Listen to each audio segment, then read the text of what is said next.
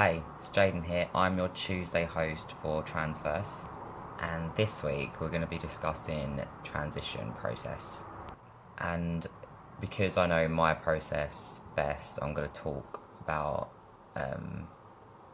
mine effectively. So, I started my process about 3.5 years ago with a year and a half break in between, and in that time I came off of hormones and stopped seeking any sort of medical intervention.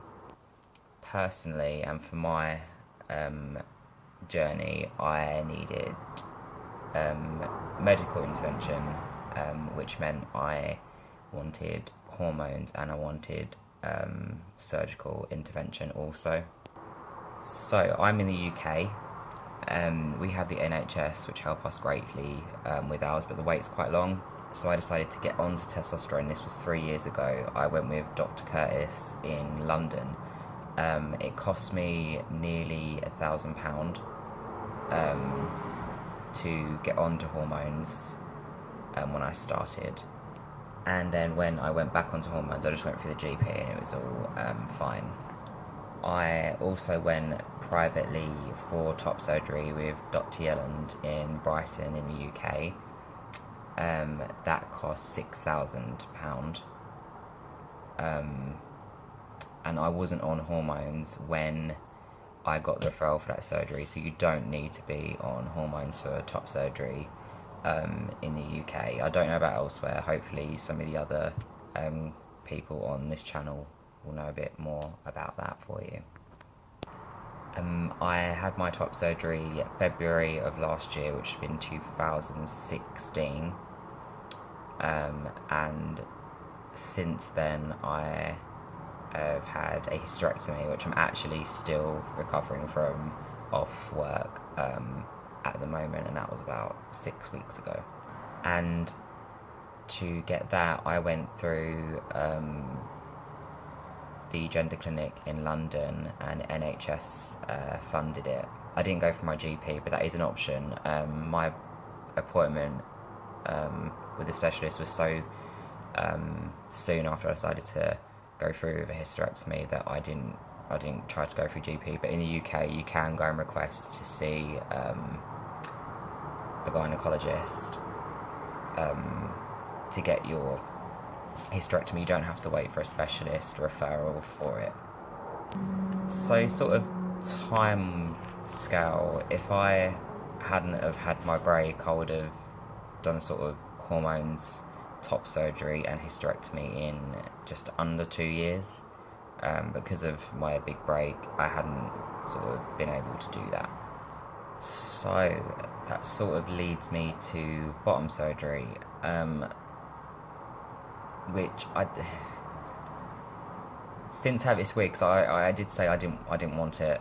I was okay, but since hysterectomy, so I'm not going to make any decisions whilst I'm in recovery, but it's opened my eyes a lot to what I want or what I need, and I now do quite firmly want it. So I have an appointment at the end of the year to talk to them about it and sort of my concerns and that sort of business and what would be the best option for me in terms of bottom surgery. But it won't be anytime soon, I can imagine. I'm not really sure on the wait-in times for that in the UK, but it's again an NHS funded operation, which I don't know if I mentioned, but my hysterectomy was NHS funded. I think I did, but in case I didn't, that was NHS funded. But I'm not really certain that many people go privately for it in the UK. I mean, it's quite pricey. The last time I was told it was about £50,000. That included a hysterectomy, but don't quote me. I'm not 100% sure, but that was the last information I got given on that. But that's all just sort of medical side of it. When I was off hormones, it was quite difficult. I still identified how I do now, but I leant more towards neutral. I sort of do now, because I think a lot to do with my transition process is educating other people to understand. I mean, I can do all this to feel or to seek a comfort, but I find it's been quite difficult with other people. So a lot of it for me is trying to get other people to have an understanding.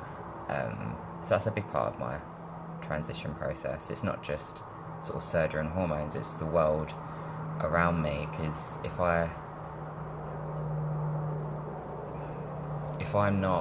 comfortable sort of in myself, but the world around me isn't comfortable, it causes issues. It does. So that's all a part of it for me. This video is getting really long, so I'm going to wrap it up. But obviously, it's really difficult to go into all the detail in the sort of time that we've got. So if anyone wants any sort of information in a more sort of detailed way, just drop a message and I can talk to you privately. I can talk to you through comments. It's not a problem. But until next time I speak to you, stay safe and stay happy. Thanks.